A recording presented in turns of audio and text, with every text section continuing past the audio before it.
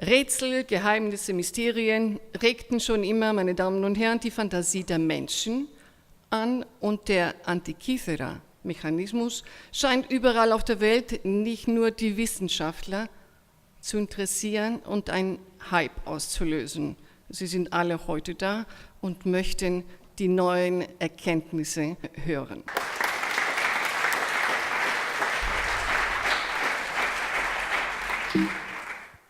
The topic is the Antikythera Mechanism, as you know.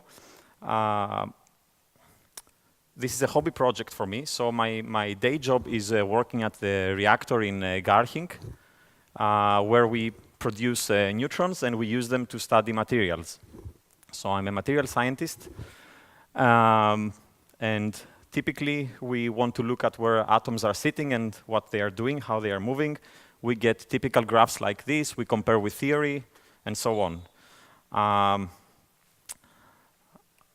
But about the Antikythera mechanism, which is the topic, I would like to first thank Alexander Jones and Tony Frith, who are the real experts in this device and from whom I'm learning myself. And we will see there is a lot of common ground between Germany and Greece. And the Antikythera mechanism is no exception. I will show that later in the talk. So I will first take you to the Greek island of Antikythera, where a shipwreck was discovered a century ago. Then I will make the link with Germany and in fact Munich about this guy, Albert Rehm, who was a guy ahead of his time with a lot of intuition. And then I will directly explain what it is, how it works. But the mechanical part alone is not enough in order to understand the device. We need to know a little bit about astronomy and about mathematics and to put this together and see how the ancients thought about epicyclic and differential gearing and how to make this device. And finally, I will try to bring this in modern context. So how can we use it now? So 100 years ago, sponge divers from Simi were on their way to the African coast here to collect sponges. And what happened is here in the middle between Peloponnese and Crete, they had bad weather, so they had to make a stop. And the next day, they dove and they saw to collect some seafood that they wanted to eat, basically. And they came across, they chanced on this shipwreck. This is the location again, and the shipwreck is on this little red dot on the map, and this is a picture at the time of the discovery. So there were two important thunderstorms, which were 2,000 years apart. One basically sank the first ship, and the other helped it to bring it to the surface by these divers. And it was a lucky discovery, by chance. Like many things in life are random. And I would like to make here the analogy with the X-rays, because they were also accidentally discovered and also at the same time. And 100 years later, they were the key ingredient to solve the mechanism. The ship itself was gigantic in size. It's been termed the Titanic of antiquity. Here we see some piece of wood and some big nails from the ship, and it was enough to fill, what they found was enough to fill a whole museum, so the National Archaeological Museum of Athens. It contained many artifacts. Here you see bronze and marble sculptures. It's interesting to see here, this part, which is corroded, was facing the seawater, and this part here was embedded into the seabed, so it was protected, and it's well preserved. Beautiful pieces of art, jewelry, glassware, pottery were found, and here we see some of these impressive artifacts. And amongst the recovered items was this rusty chunk of metal, the Antikythera mechanism. When it came out, it soon broke apart into many fragments, and here we see the main part. So there are two main things we see immediately, is we see precision gear wheels, so each tooth is about 1 millimeter in size, and we also see engraved inscriptions all over the device, for example here. There were many theories what it can be. Maybe, first of all, you think maybe it's a compass or a protractor. However, what is it in reality? So there were many individuals up to 2005 trying to solve this. I have some names here, the more main ones, and they range anywhere between a philologist and a physicist. So they had many theories. Maybe it's a sun clock or an astrolabe or even a ship component. Maybe even a planetarium, which is a device which can model the planetary motions. And now we know it's an astronomical calculating machine. So the problem was during these 100 years there were many correct and incorrect theories which were competing, and even within the same person. So it was very difficult to distill the information, what this is. So early on, there was this guy, Albert Rehm. He comes from Augsburg. He came from Augsburg, a German philologist, and he visited Athens in 1905. And within a very short period of time, he could examine the mechanism and draw his conclusions. And basically, all he got was from reading inscriptions. It's quite incredible if you think about it. So he read the numbers 19, iota theta, and the number 76 here. And from that, he could deduce you have a metonic calendar, which we'll explain later what it is, and also a Saros, and also the Callipic cycle, astronomical cycle. He also read the number 223 here, and from that, he could deduce that this should predict eclipses, solar and lunar eclipses, based just on these numbers. So he had an incredible amount of intuition. However, he didn't publish any of that. So this, all of his file is at the Bayerische Staatsbibliothek, where I had to go to scan it. And he also uses this shorthand notation called Gabelsberger. So you see a part of it here, which I have no clue what it is. So if I would be interested if anybody knows that, it would help to read what he wrote down and perhaps even pay a tribute to this relatively unknown guy. So he even made drawings on what he thought. I mean, at the time he had obviously he couldn't see the interior. It was close to nothing what he could see, and he could make all of these conclusions. Okay. So what happened in 2005? I mean, this artifact is so fragile that there was no question they would not move it from the museum in Athens. So what they did is instead they brought this huge machine. It's an X-ray tomographer, and they carried it from England. They especially made it actually for this research. And there was a team of academics formed. It's called the Antikythera Mechanism Research Project. Here are some of the names. And the important thing, it's an interdisciplinary team of physicists, mathematicians, astronomers, historians of science, and so on. That's what you get from X-rays. This is a composite image containing different layers altogether. However, they used another technique called reflectance transformation imaging. You have a conventional camera. You put it around a dome, which has different flashlights all over it, and you take many pictures with different lighting conditions. And then you combine this on the computer, and you can take the derivative of the light, or you can do many mathematical tricks, and then you can get very good crisp details of the surface. You can get very good contrast that you couldn't have before, and then you can read the information like that. So this led to a more complete understanding of the mechanism, and most importantly, also to a worldwide community of interest of people around it, which that also includes me, and that's how I know about it from these two publications that came out. You can read more about it. So this is what you get with X-rays. It's a composite image of the Antikythera mechanism, where we can see the detail across all of the depths. It's clearly an intricate device. And now I'm showing you a video. These are X-ray slices through the main fragment. And the device is really complex and accurately made. We see the gears, the axles, the pins, supporting structures, as well as inscriptions as you go through deeper and deeper through to the other side of the mechanism. It's a true wonder of science and technology, and perhaps the most important artifact of antiquity, because it's really unique, and if it wasn't for this thing to be discovered, we wouldn't possibly think that it existed. So this made our thinking change a lot, in fact, and the history of science and technology had to be rewritten in the light of that.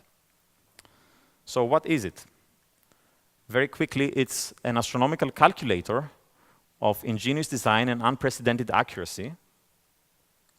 It predicts movements of celestial bodies, star positions, solar and lunar eclipses, but also it has a social character because the Olympiads and other games are incorporated on that. And here we see, for example, Olympia. This is a 4-year cycle, so you get this every 4 years. And there are many other games written around it. For example, here we have Pythia. Any guesses what this would be nowadays? So this would be the World Cup, because this is also every 4 years, but it's 2 years after the Olympic Games. So normally here that would be that nowadays. So basically, it's an ambitious construction that encapsulates the cosmos and made it through time.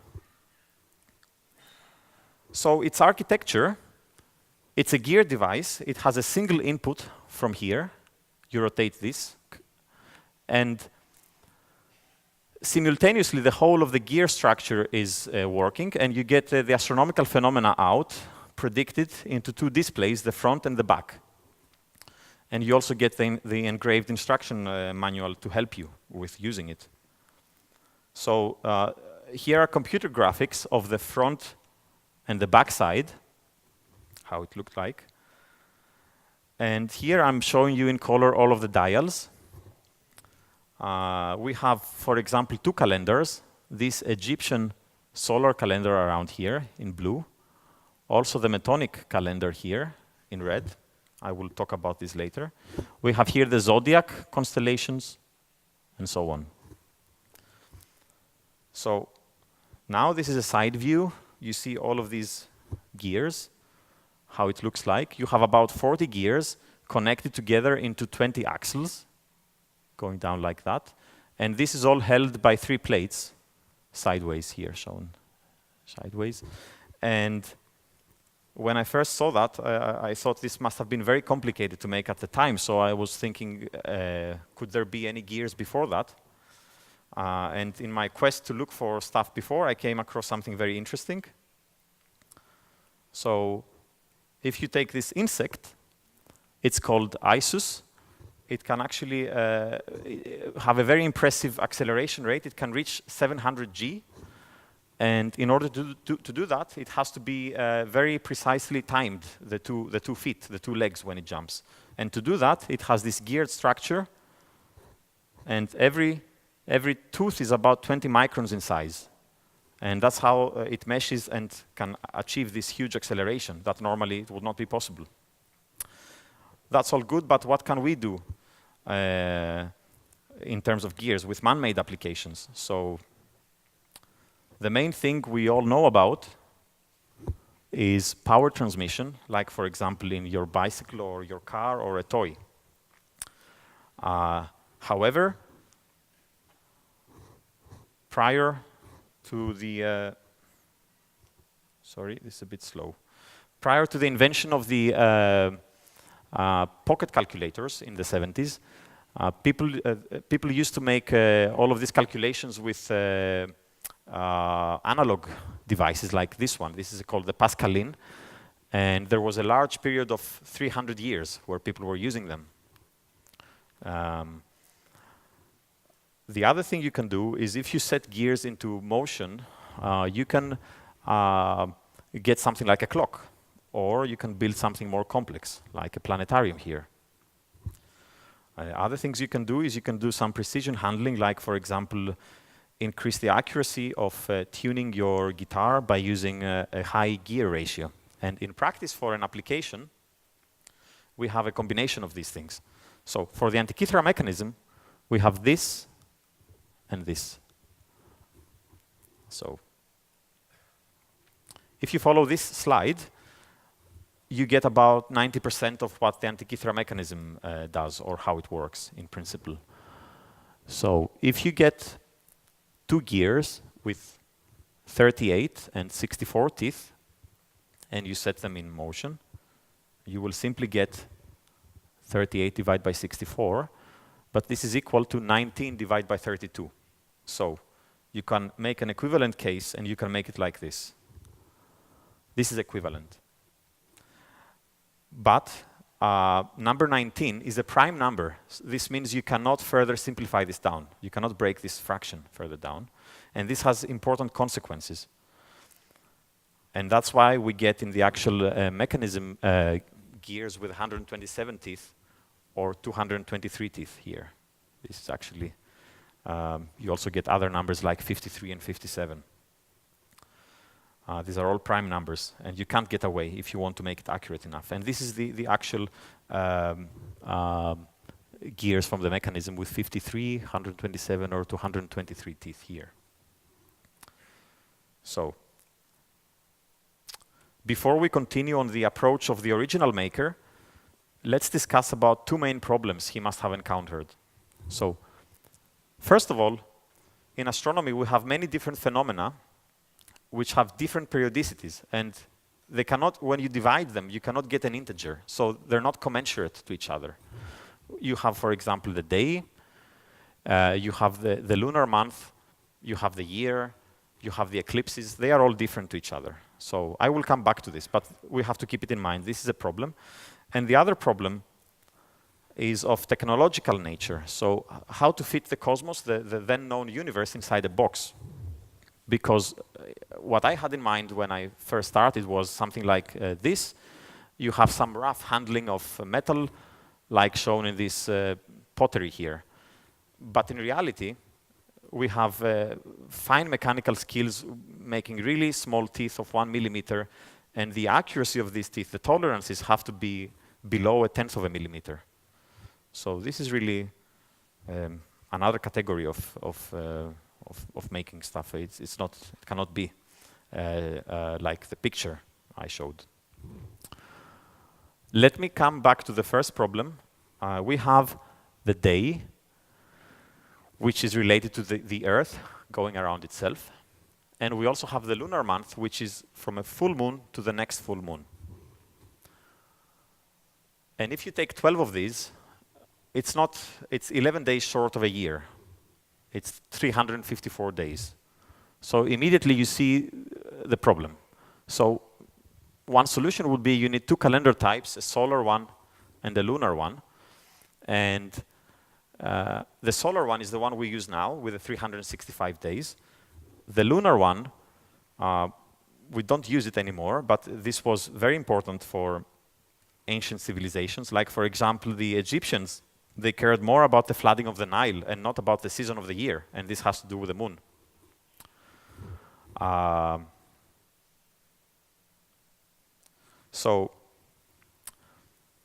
However, yes, okay.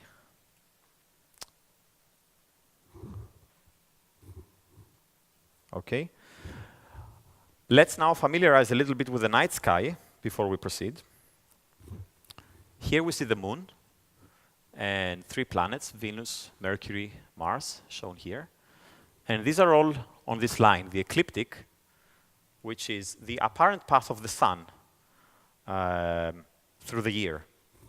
And these are the 12 zodiac constellations that we all know about. They lie, all of them lie on this line.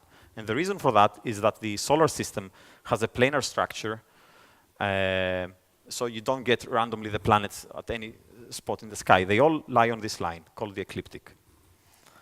So nowadays, if we look at the night sky, moon is about the only object we can identify, but this was not the case in ancient Greece, or not in Greece actually, everywhere in antiquity.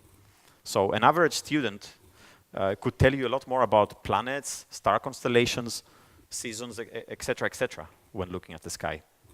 So we can say that the night sky was a kind of an internet. So in which sense do I mean that? So first, they were very aware of the night sky. Secondly, they spent a lot of time with it. And thirdly, they used it to organize their lives.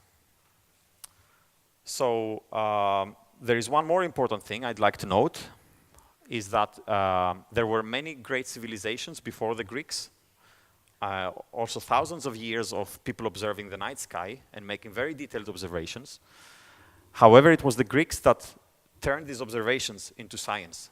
They made this jump. And this was very important to make such a device, because this is a scientific instrument. You need to make this jump simply into science in order to do something like that. Okay, so as I said, the lunar month, or called synodic month, is 29.5 days, and it's going from a full moon to the next full moon.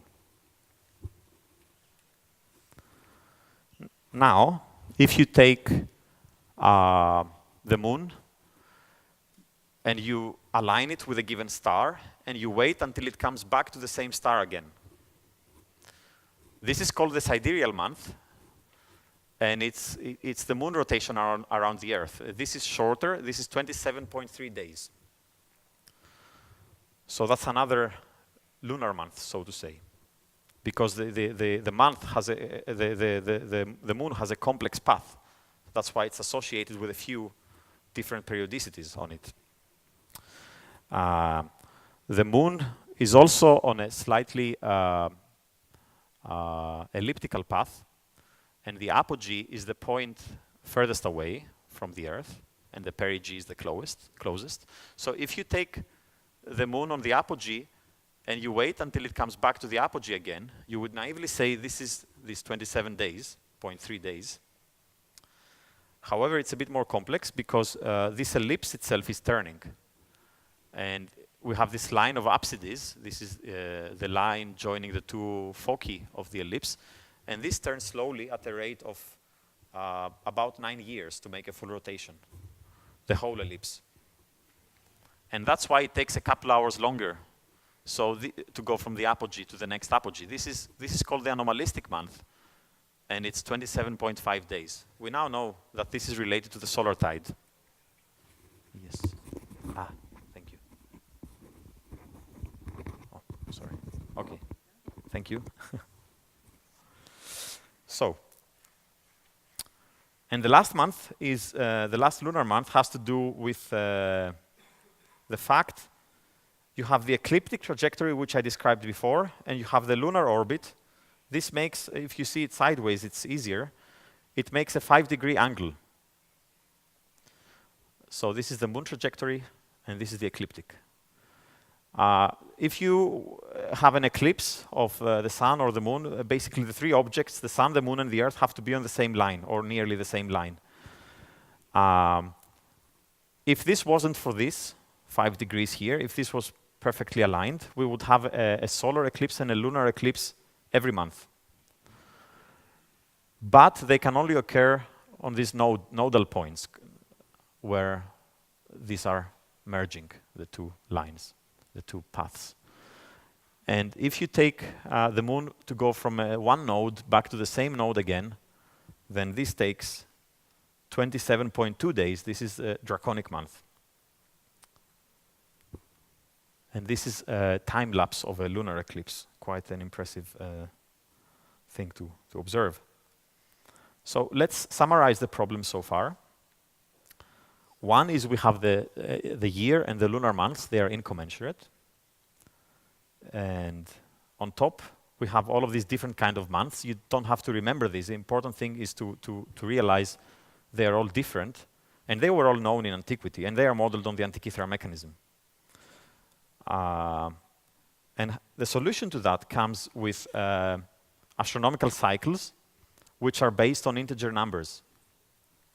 So if you take, so Meton of Athens took 19 years, and in 19 years he could fit an integer number of lunar months but also sidereal months, like this. This was the solution he gave. And the integers are important because gears have integer number of teeth, so you need them also for the device. And this happened on the 5th century before Christ, so this is much before the Antikythera mechanism. And even before that, the Babylonians, I think, they had the Saros cycle, which they could predict the eclipses.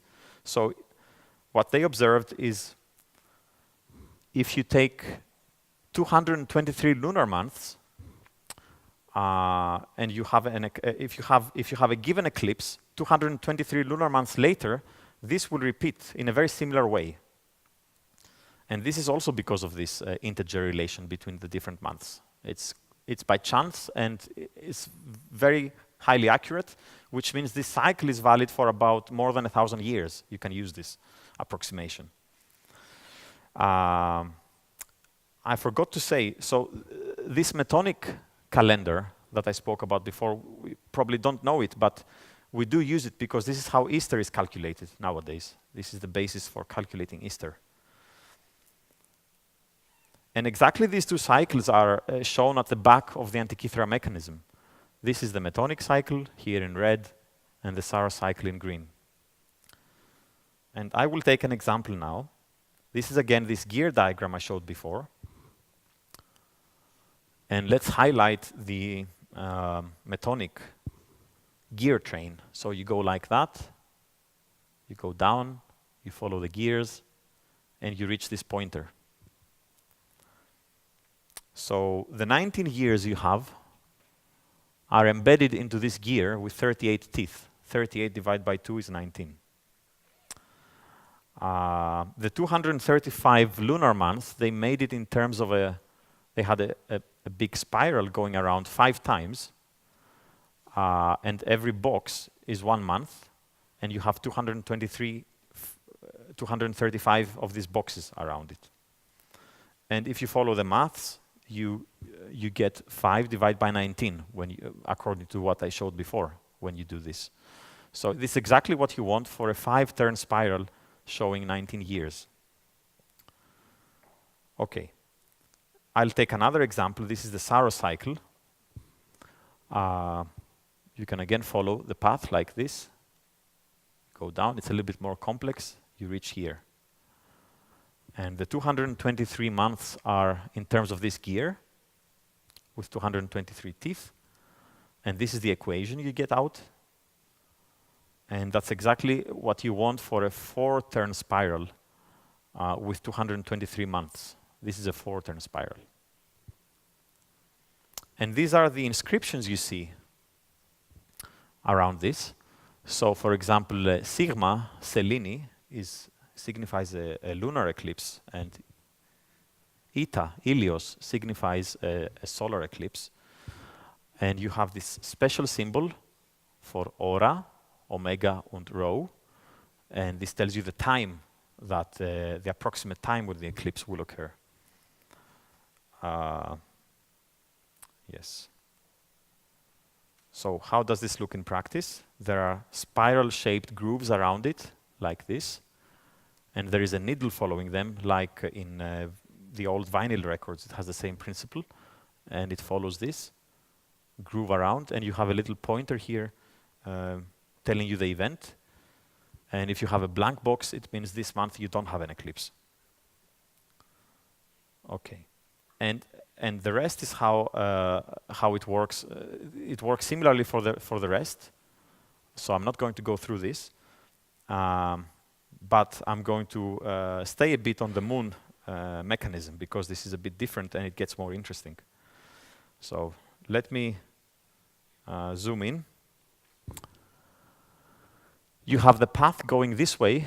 You go down, you go this way, you go like this, you go past here, and you arrive here. When you've reached there, you've more or less done the whole mathematics, and if it was for me, I would probably just stop there.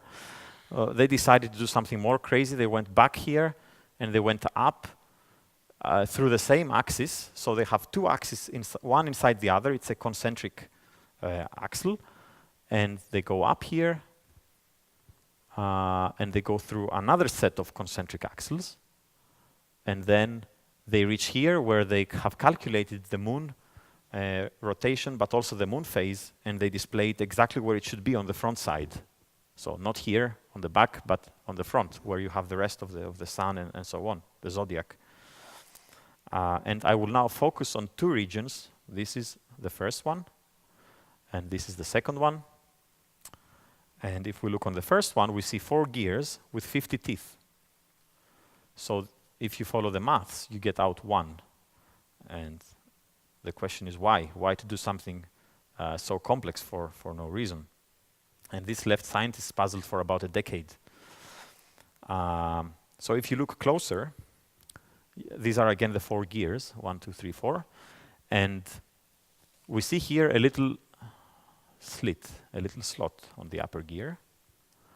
And on the lower gear, there is a little pin coming out, which is firmly attached to the bottom gear. What is also important is if we look at this axis of the top gear, this green line, and if we take the bottom gear, it's eccentric, and this distance is 1.1 millimeters. So let's see now what this produces, what this makes.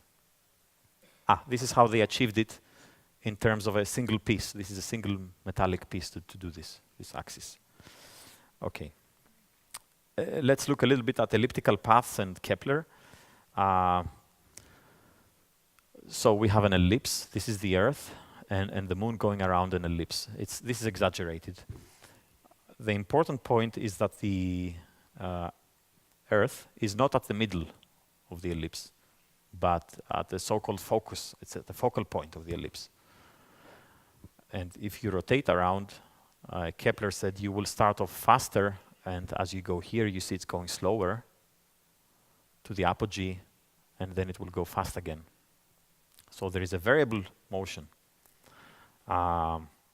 This was not thought like this in ancient times. Partly because, or mainly because, circle was a holy object. They wanted to have always perfect circles and perfect uniform motions, so they couldn't accept such a solution. So how did they look at it? Let's look at the circular motion first. So this is a very simple example. You have a point going around a circle. I'm just showing this because I will use this kind of diagrams for the next few slides with an arrow following points. It will get more complex. So what they did is they took another circle, this green one, and they made it rotate on the big circle. And let's do that and follow this black point. So if you do that, this is called the epicyclic theory because it's a circle on top of another circle. If you do that, you get another circle. So you might think, so what?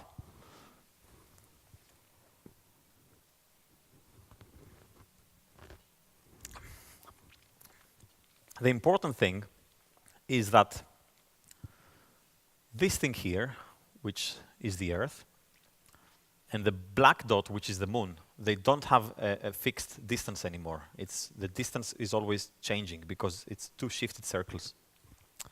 That we have to keep in mind. So let's look at it in terms of arrows. I now have 2 arrows. One is following the middle of the green circle, and the other is following the black dot. And we see the red arrow is lagging behind. And exactly halfway through, it takes over. So it goes faster now. So the blue arrow makes a perfect circular motion, while the red arrow gives you a variable speed. And I mean, this is to a first approximation already approximating better than a circle.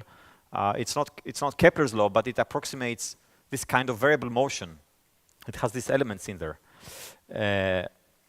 And also, how to do this with gears is also not straightforward, but somebody thought about it as well. So what he did is what I explained with a pin and a slot in the beginning. And you have 2 gears on top of each other. They are eccentric. This is the slot here and the pin behind it. And if I will rotate them, and you have to watch the black point in this slit. You see it's sliding. It's moving. Now it's going to the outer position of this slit. Now it's at the outermost, and now it will go to the original position inside. So you get this variable lunar motion out. So what you have to do is you have to calculate the eccentric distance for this case compared to your gear size, and then you've got a working model for the moon. And not only that, but these 4 gears are pre-fed with a calculation already. So it has input and output. It's like the modern, the elements of a modern computer program. And it outputs and it follows like this white line until it outputs the variable sidereal month coming out. And on top, this is sitting on a larger platform, shown here. This has separate gears rotating it at a very slow rate, which makes this apsidal precession, which I spoke about before, which is very slow. It takes about 9 years to do that. So altogether, it would look something like that. The moon going around and the ellipse turning. And let's look at it in reality. There is a video here. The red line is joining the centers of the 2 gears. And you can watch the pin as it moves outside and to the inner spot of the thing. And what you will notice also is, as time goes, the red line is not joining anymore the 2 gear centers because of modeling of this apsidal precession. So you have gears rotating on top of gears. This is called epicyclic gearing. It's pretty impressive for the time, but also for now. Okay, we just spoke about that. And now I want to focus there regarding the moon phase. I'm zooming in because it's pretty hard to follow. And in my opinion, it's the true highlight of the Antikythera mechanism. So we have the sidereal month, which is the position of the moon on the zodiac, is calculated, as I showed before, with a pin and slot device. This is 27.3 days. But the moon phase has 29.5 days periodicity. So that's not the same. You cannot just, you have to make separate mathematics and calculate that to depict it. Or you can be more clever. What they did.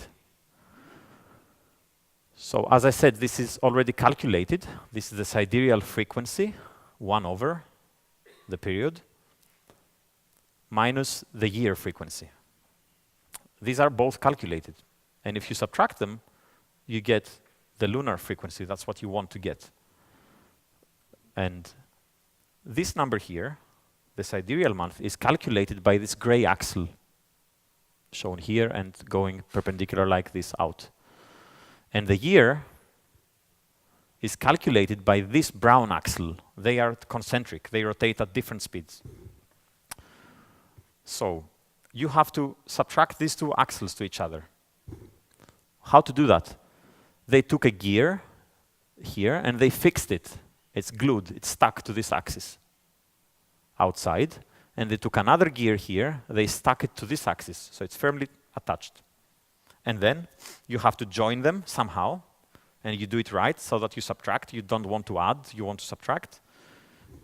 And that's how they did it with these 2 gears in between, going like that. They don't produce any new mathematics because the ratios are 1 to 1, 27, 27, 20, 20. They just subtract. And this is what we call now differential gearing. And this gives you the requested period of the lunar phase. And this is 2 millennia back. We now have these in cars. When you want to turn your car, one wheel has to go faster than the other, and so on. So you need this. But this is way back in time. And on top, they are moving epicyclically. These gears are rotating on top of some other platform, not shown there. And also, these 2 gears are perpendicular to each other. So it's also technically hard to get this right. So in practice, how does this work? You get a sphere with two colors, white and black, and as it rotates around, it shows you the phase of the moon. You have this complex motion. If you remove some parts, you see a gear behind that. It's called crown gear. It's attached to this gear here. And if you follow that, you see this inside axle in gray, and this purple one is the outer axis, and so on. This is all together. Okay, so this is what has survived of the Antikythera mechanism. However, we now know there was also a planetary system to predict the motions of the planets.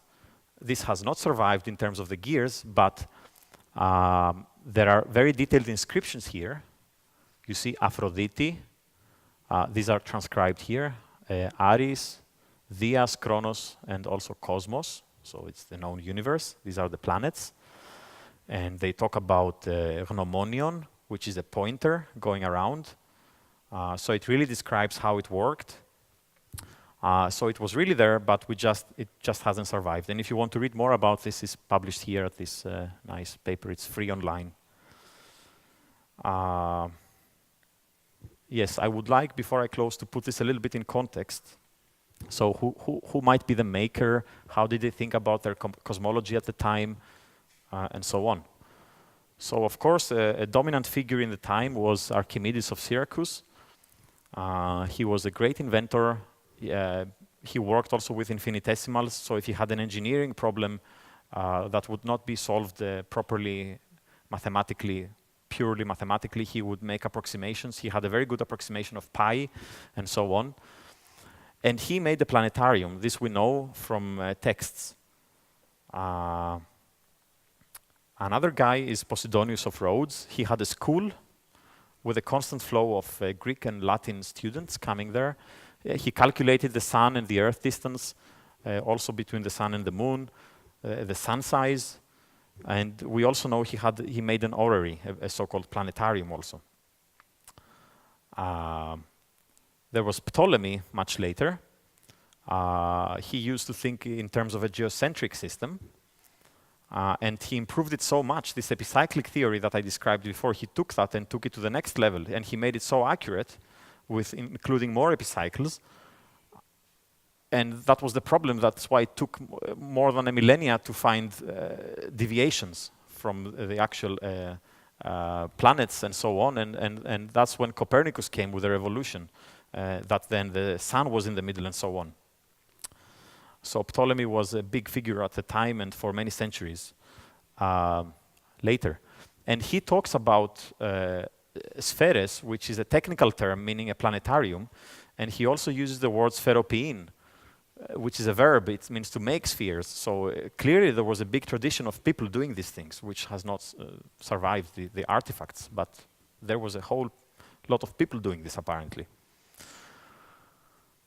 Then we have Hipparchus and also Apollonius. They developed this epicyclic theory, which I showed before. And also Hipparchus discovered the precession of the equinoxes at the time. But of course, there were people in favor of the heliocentric system. This is Aristarchus of Samos.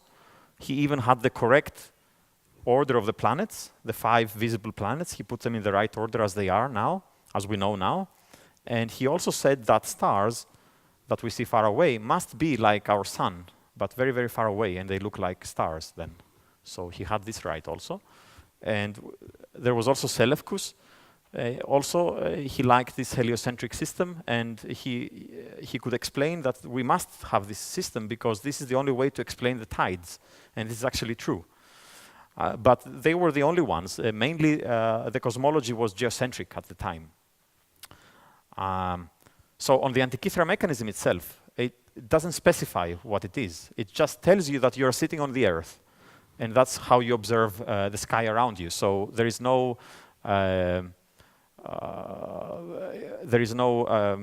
you do not know if this is geocentric or heliocentric. It's none of the two. It doesn't matter. this is what you observe, basically. It models what you observe, no matter what you use as your model. Of course, there was Aristotle before them. He was in favor, of course, of a geocentric model with perfectly concentric spheres. There was Eratosthenes. He could measure the circumference of the Earth very accurately, even the Earth's tilt on its axis, and also the Sun-Earth distance. Euclid, of course, was the father of geometry, and he discussed a lot about spherical astronomy and optics, and this was very important because that's what the rest of the people used to make the measurements based on Euclidean geometry. But of course, there were the great people before them, like Pythagoras. He theorized that planets move by mathematical equations. Of course, we have Meton, which I discussed about before, and also Socrates and Plato before them, who were the great philosophers who gave rise to all of these people. Later on, much later on, we have Hero of Alexandria. He is like an engineer. Also, he made many experiments and many robots at the time called automata. He had many of such devices. He also had a steam engine, and he was the first one to harness the wind power. And Diophantus, he worked a lot with integers, which were important for the mechanism. So what I want to say is that there was a critical mass of people at the time. So maybe it's not so strange that this Antikythera mechanism came out. This is just a short list, and I'm not even a specialist. There are many more people and many more things that these people did. So to bring it together, personally, I see two key ideas. I see integer numbers and also circular motions with the epicyclic theory of Hipparchus and Apollonius. And if you put them together, you get this Aristotelian universe with perfect spheres, all in terms of these astronomical cycles that are on the Antikythera mechanism. So maybe it actually really fits to the time, this mechanism. So the question is how to use it now in modern terms. What can we do with it now? So NASA has a project in collaboration with Made in Space. They want to take asteroids and turn them into mechanical spacecrafts, mechanical automata. And at these conditions, you cannot have a computer sitting there. So you need, and they want some basic calculations to be performed. And for that, they need some mechanical devices. So they approached me for describing what you can do, also what the mechanism does, and so on. And they made a report on that. This is the first phase, and they're continuing to the next phase right now. So the other thing you can do is more educational. So this guy, 100 years later, he also comes from Augsburg, and he really liked this device and really understood it in depth and decided to make a virtual model of that. And it looks like this. And so it's like Albert Rehm. He's also from Augsburg, and he also uses a special kind of shorthand notation called JavaScript, which I also don't understand. So I will make a small demonstration of what he did. He is not here today. He's abroad. Let me escape this thing. So we need to connect to the internet.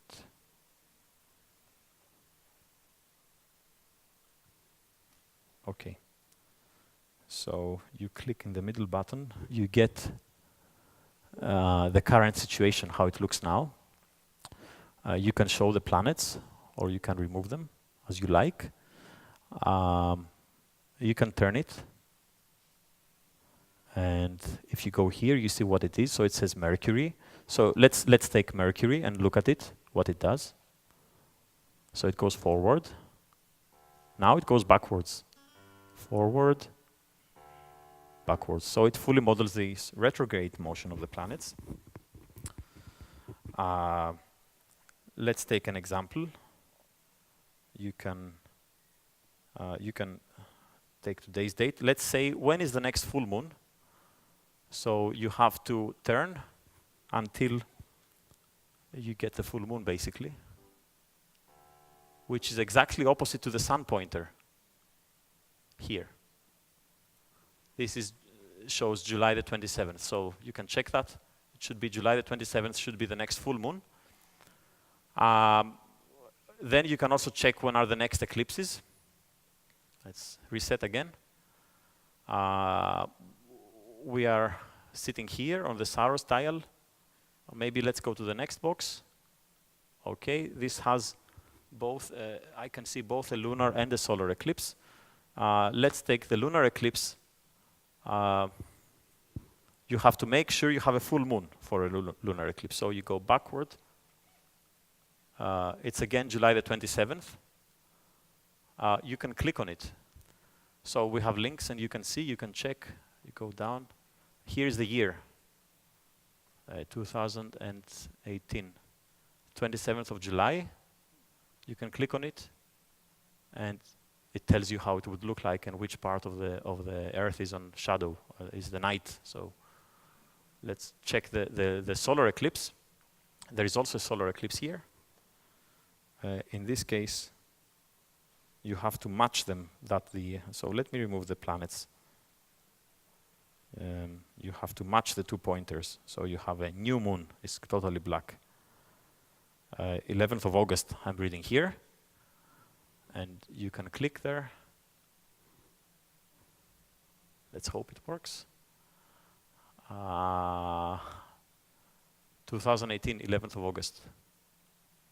And there you see exactly where it will be on which part of the Earth. So this is an application. And if you don't know about the Antikythera mechanism, you can click on Help. And you get some description here, which is color-coded for the different areas, for the back side, for the front side, and also for the back side here. And you can close it. You can put your mouse here. You can see how the stars look like, and so on. And you can have English labels or the ancient original Greek ones. Yeah. So.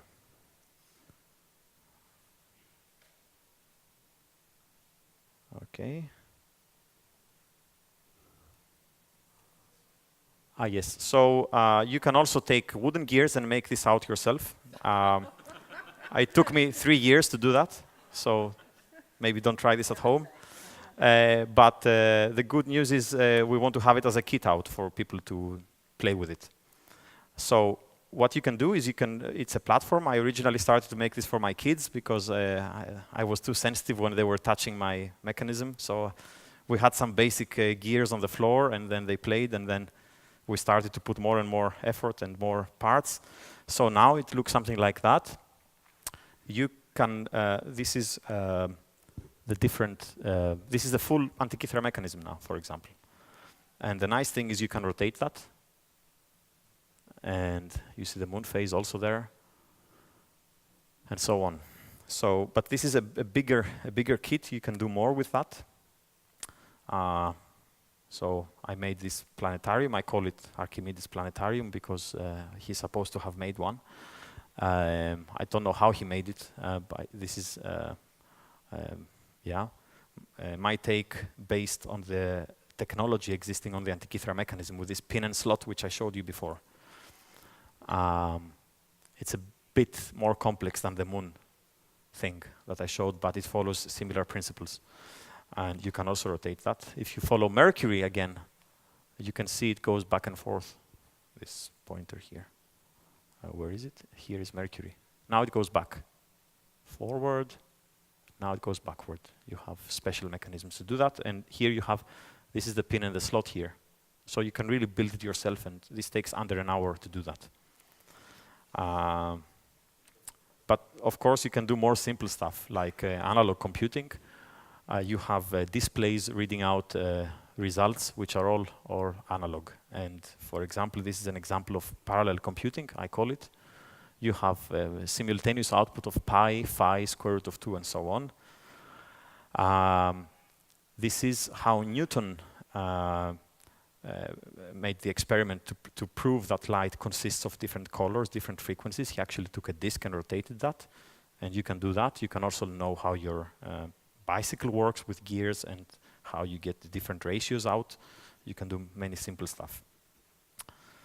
The point is that people can really have some profound knowledge and really do it themselves, not just take a ready solution when you search something on the internet and you say, you know, because knowledge is at the time it seems to be like reproduction of stuff, but it shouldn't be like that.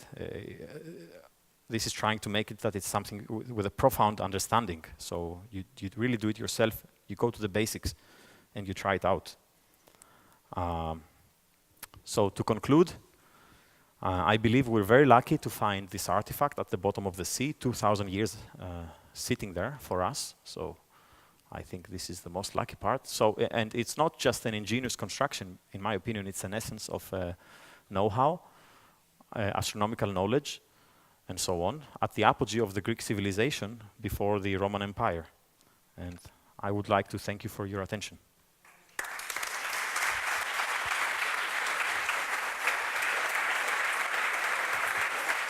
Να κάνουμε ερωτήσεις πρώτα. Πρώτα ερωτήσεις.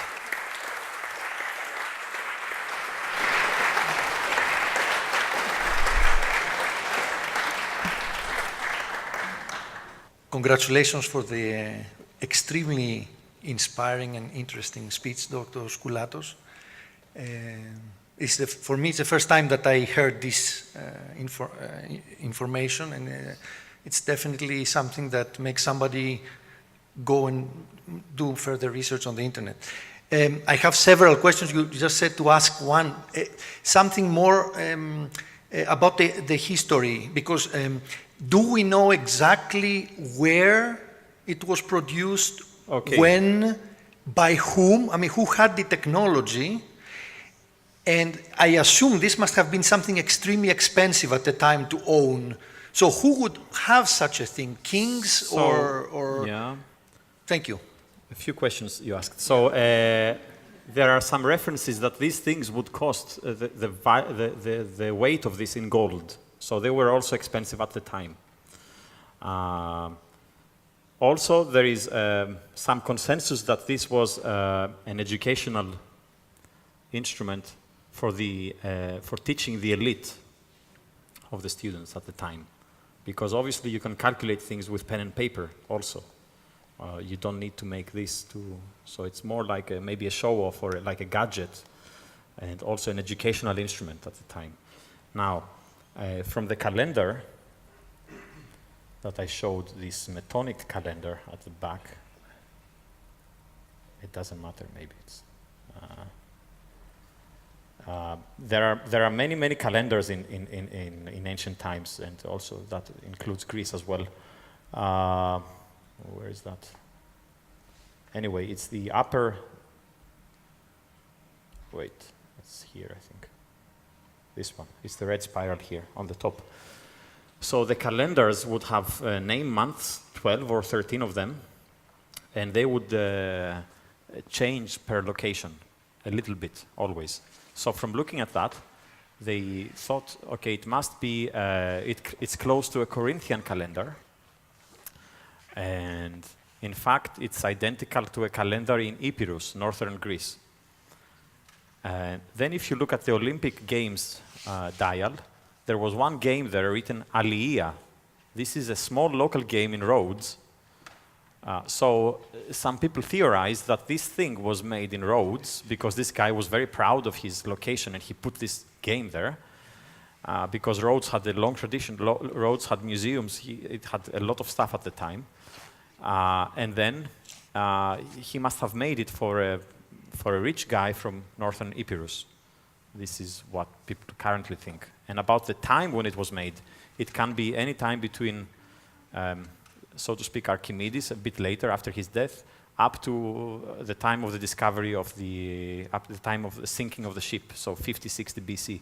So there is a span of 150 years or so where who could have made it. And we don't know who made it. Yeah? But it cannot be Archimedes directly. And also it cannot be the first thing. it's second, third, fourth generation of instrumentation. But the rest is gone. Yeah. Next question. Συγχαρητήρια και από μένα.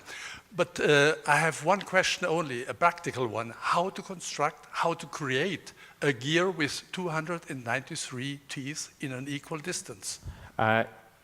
First of all, there is no difference between making 223 or 224 teeth in reality.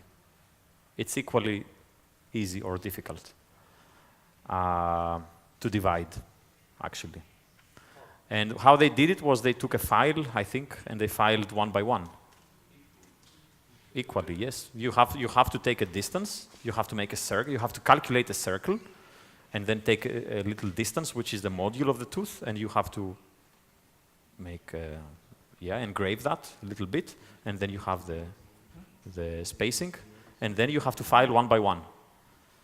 But don't underestimate the mechanical skills of the people, not just Greeks, but ancient people. They were much better with hands in many things than we are now, because we've lost that now.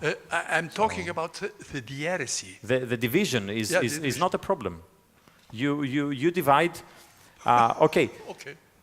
You think maybe perhaps of the perfect way of inscribing a square or a hexagon or a whatever. You don't do it like that when you have 200 teeth. You have to do it experimentally. You have to take a distance and you check until it matches. But I'm sure there are also videos on YouTube how you can do that. It's easy for not easy, but if you know how to do it, you just that's not a problem. Resulting to high quality and the problem is to make them uniform. The problem is, but to divide is not a problem actually. It has to be good divided, but if it doesn't work, you make your circle a little bit bigger maybe, like a millimeter more, and you try again. And then, they had the chance to try it. They didn't make it once. Thank you for your very insightful presentation. My question is, how could the ancient Greeks do the math, the calculation, without having our number system? I'm not an expert on that. I don't think the number system would hinder them, though. I think the main problem is to make the calculations anyway. I think they had a different way of thinking, obviously. And I'm not a historian of science. Maybe Menzo Folkerts is here, and he could say something. But I don't think the number system was a problem for them to make the division. They could make the arithmetics was there for them. They could do it. I don't know how Diophantos was doing all of these complex equations with this number system that they had. So that was given before even that. So just to understand, this mechanism where the one gear goes into the other gear for the tubes. Sorry? The mechanism where the one gear was going through the other gear with the one-to-one translation ratio, this differential gearing that you mentioned? Yeah. For the moon, accounting for the movement of the eclipse. Yes. With a 9-year period. Just because can you hear? Can you hear me well? Okay. Yeah. The question would be, is that like a translation ratio, like just a really, really big ratio that they implemented there, or does it have something like an underlying understanding of the circular motion of this ellipse? I don't understand the question. If it's a translation ratio... Not translation ratios, just to be like coming from an observation that like, I don't know, like this lunar or sidereal month, like with this small fraction, like small difference in... I guess the way to do this at the time would be to measure many of these months and divide by the number. That's how you get the accuracy. You wouldn't measure 1 month. You would measure maybe a whole year, and then or more, and then take the average. Because that's how you would do it, was 9 years, I think you mentioned it, or roughly 9 including years. This. Yes, they had lots of data from the Babylonians also. Okay. Yeah. So the underlying principle was that data. There was nothing to do with like understanding a little bit the Kepler model of motion or something like that. No, no. I showed the Kepler model, but that's not how they thought about it. I hope it was clear. They had the way of doing an approximation to this based on circular motions only. So. Okay. Because the circular motion comes awfully close to the Kepler model if you think about a mechanical implementation of the ellipse, maybe. But yeah, okay, fair enough. Thanks. The ellipse is very, very small. Maybe that's not the most important ingredient. Maybe the most important is the offset. Maybe, yeah. Please. So Yes. Markos, I'm here behind the pottery. You don't see me. It's Hi, Alexandros. yeah. So if you can comment a bit, it's really impressive the technical detail that is needed in order to build such a thing. But I think it's also really amazing the astronomical knowledge that someone needs in order to perform this calculation. So, do you know when it was possible in the ancient world to predict lunar eclipses, for example? It goes back to the 5th, 6th century. How, let's Before, say, I think the 9th century at least, BC. No? that should be. With the Saros cycle is, sorry? It should be Thales from Miletus that was the first one who predicted one, but we don't know. But on the 5th Saros century. cycle, I thought it's the 9th century BC, which I don't know showed, that, the probably. 223 months, from the Babylonians. So it was a common place to predict astronomical phenomena like these, let's say in the The second... Saros is much before Meton, Okay, so I know that. So let's say in the must second century before Christ, it was routine to make these calculations, Yes. at least on Yes. paper. Okay, Yes. thank you. Big data. Big data. At that time. Next question.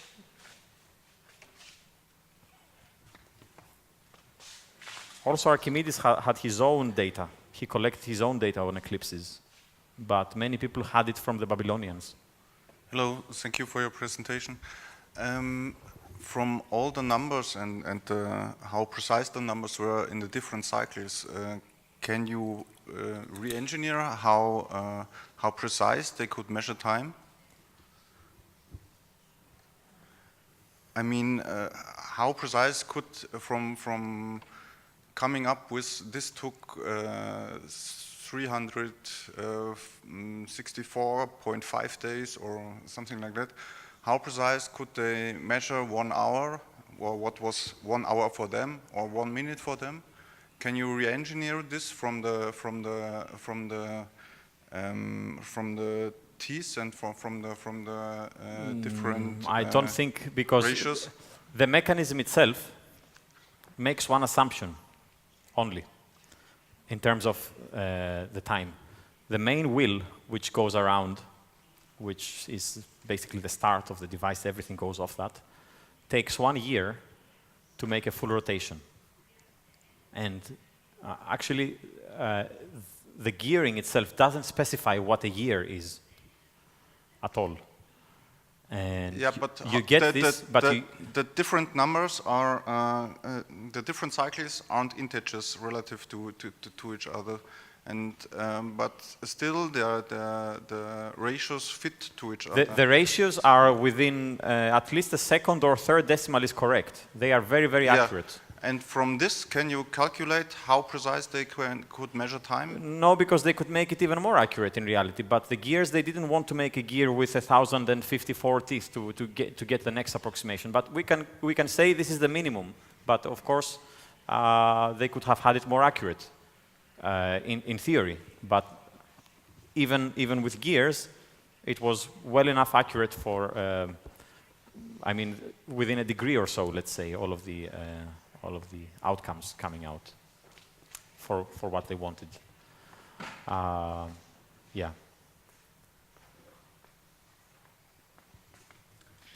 Hi. First of all, congratulations for your side project, which is not a side project, like it's a big thing. And I would like to ask regarding this epicyclic model. The epicyclic model, as far as I know, is the basis of Fourier analysis. So if you have infinite cycles, you can approximate randomly like every signal there is. any chance that it was done in purpose, in the same fashion that we do nowadays, principal component analysis, like if we want to approximate the signal like our music in our phones, we use a lot of cycles, let's say, as far as our memory goes, like to have a simpler model of this signal. Any chance that is done like this singular, like a principal component analysis on this base, in this ancient mechanism, like to approximate the eclipse? Just to say cycles in the same way today we would say we take two principal components of the Fourier analysis. Was that a question?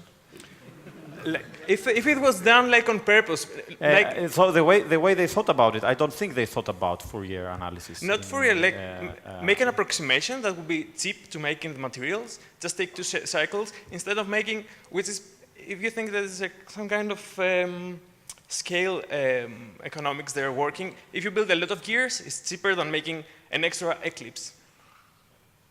An extra ellipse, sorry. So you just you superimpose cycles, which is cheaper. Just take two components instead of making an extra ellipse.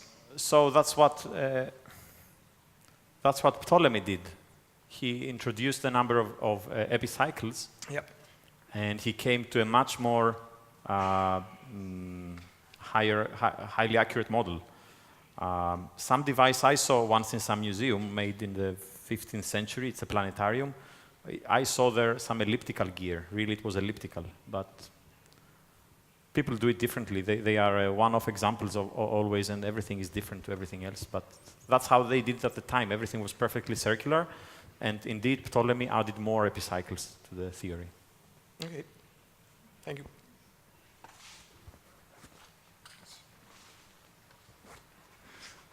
It seems to be an absolutely fascinating mechanism, and it seems to be very unique. Are there any other gears or fragments of gears known in any of the museums out of the same time? There is one half surviving gear in Sicily, somewhere. They theorize it might come from Archimedes, although it's not from his hometown. It's from not Sicily. It's from not from Syracuse. It's from another city. I don't remember, and it's in some museum, probably in Italy or even on the island there. But this is also smallish, and it's only half of it, and it looks like for a clock or something, or for a clockwork thing. It's not like for power transmission. But then the next thing we have is from the 6th century after Christ. It's called the Byzantine. It's from the Byzantine Empire, the Byzantine sun clock or something like that. It has maybe 10% of what the Antikythera mechanism has. So much simpler, and it's like 800 years later. So there is nothing between, nothing before, and it's like discovering Acropolis, and then you discover a small house, very humble house, and then nothing in between. And it's, yeah. I think this material was very expensive, brass. So they used to remelt it. And if the machine doesn't work after 100 or 200 years, they would remelt it and make something else, like a statue out of it. And this was out of reach in the bottom of the sea, and so it made it. I have a question regarding the ship on which it was found. The ship was carrying different artifacts, and was it carrying just one item of each artifact? I mean, was it a trade ship? It had lots of pottery. It had lots of statues. So they claim it was all taken by the Romans. It was a Roman ship. And it was taken because this was when the Romans were coming up in power. It was at the end of the Greek Empire. And then all of this was going. It was collected apparently from all of the coasts of Turkey, so to speak, down from Rhodes, from many of the Greek islands, from the coast of Turkey now, and maybe further inside, a bit deeper, and then this all came, and finally it sank there. And it was a Roman ship, because the Romans were very good in making big ships, and they took everything and could make it bigger. So this was about 60 meters big, this ship, and yeah. Any other question?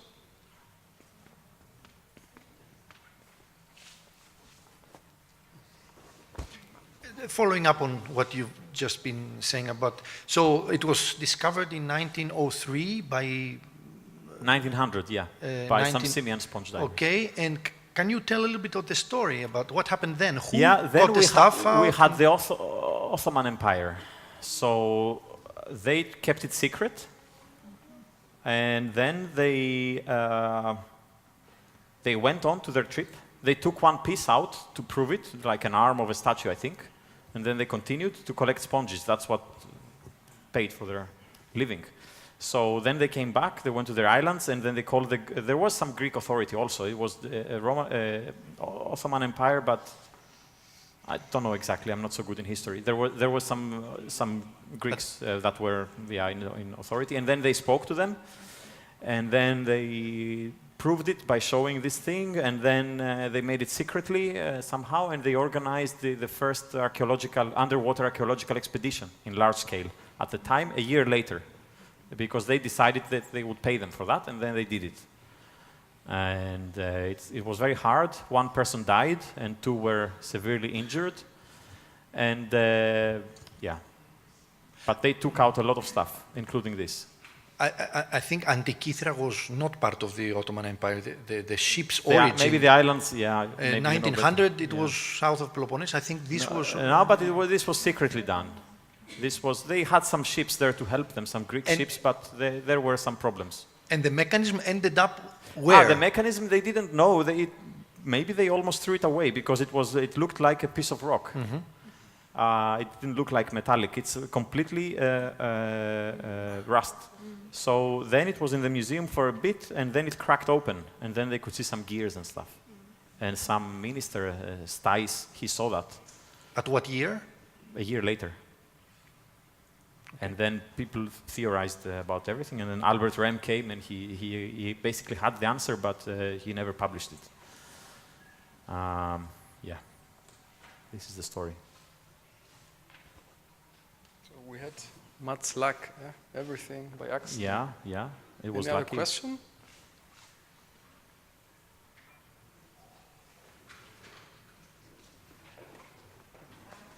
Please. Yeah. Thanks for the presentation. Firstly, I would like to ask you, if you know maybe, so how big is this mechanism, and the gears, the diameter of these gears, to understand the accuracy? So I can show it. Oh, it's so...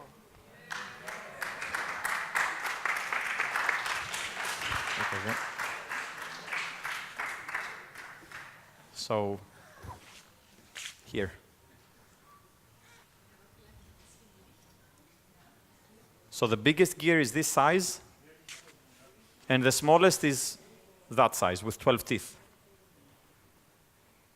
like your little nail. Yeah. Because they were skilled. I don't know. They were skilled, obviously, to do this. They had to divide the circle and make the gear. And people say it might have lasted as little as 1 hour to make one gear. And it also takes 1 hour now if you want to make one gear, because you have to program it on the computer. So it's similar. So. I have one last question. Yeah. Concerning the fact that the Chinese were also very good astronomers. So my question is, have they found anything according in China, because there was recently a very nice exhibition in Athens, which was done. Museum. Yes, exactly. And they showed incredible things. And I think I've seen something similar also at a museum in Tehran. So a museum in where? In Tehran, in Iran. Right. Because they had also a certain kind of way to measure the water, because, everything was measured in terms of, as you said, the moon and the development of the Landwirtschaft, of things that were the crops. So my question is, did the Chinese have something according? So this particular thing was also at the same museum in Heraklidon just before this exhibition for about a year. And I know about this exhibition, but I'm not aware of, from what I saw and what I know on other stuff, I'm not aware of such a similar device. So yeah, they also had many stuff with wooden gears. They had many compasses. They had, yeah, I don't know. Probably I would know if there was. There is nothing like this has been found. No, no.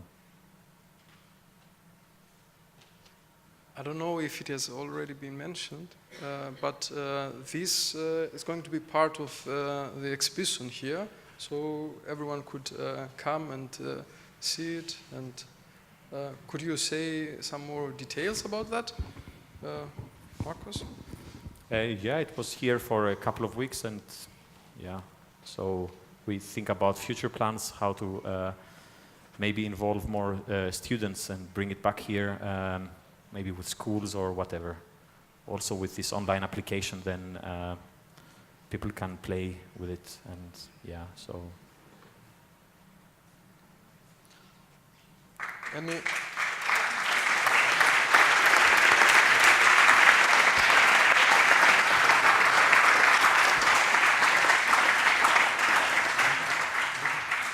Ja, nochmals ein ganz, ganz herzliches Dankeschön für diesen hervorragenden Vortrag, für Ihre Fragen. Wahrscheinlich kommen wir nach Hause und dann fällt uns noch irgendwas, was wir fragen hätten sollen eigentlich. Meine Damen und Herren, ich darf nun bekannt geben, dass wir als Club griechischer Akademiker sehr froh sind und es eine Ehre bedeutet, dass Dr. Markos Skoulatos die Ehrenmitgliedschaft angenommen hat. Dankeschön.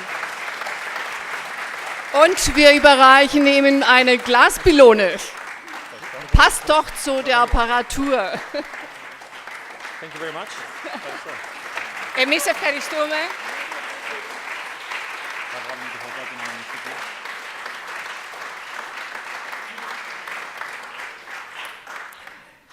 Vielleicht schaffen wir es ja, wenn weiterhin Interesse besteht, zu einem späteren Zeitpunkt eine neue Veranstaltung mit einem neuen Vortrag, mit neuen Erkenntnissen eventuell. Wahrscheinlich ist das Rätsel ja nicht endgültig gelöst, oder seid ihr da sicher durch? We are discussing about what to do in the future. Wir diskutieren, ja? Ja. Sehr schön. Dann bitte ich noch Frau Dr. Vassilia Triarchi. Regas Sapounidis ist unser Schriftführer, genau. Nein, Regas mit. Dimitris Topaltsikis ist unser erster stellvertretender Vorsitzender. Und ich weiß nicht, wo Georgios Metalinos, unser Kassenwart ist, und Thomas Diamandopoulos, der zweite stellvertretende Vorsitzende. Und natürlich Herr Orphanidis, genau, und Frau Vassilikou von der Stiftung Palladion, bitte. Und dann dürften wir noch Dr. Knaus zu uns bitten. Das muss sein, Herr Knaus, Sie wissen doch, ja. Es wird hier, glaube ich, nicht so gern gesehen, aber es ist eine Geste des Dankes, der Wertschätzung. Wir haben uns nichts Großes ausgesucht. Herr Dr. Kraus, vielen herzlichen Dank. Und wir überreichen Ihnen etwas Griechisches, griechischen Rotwein.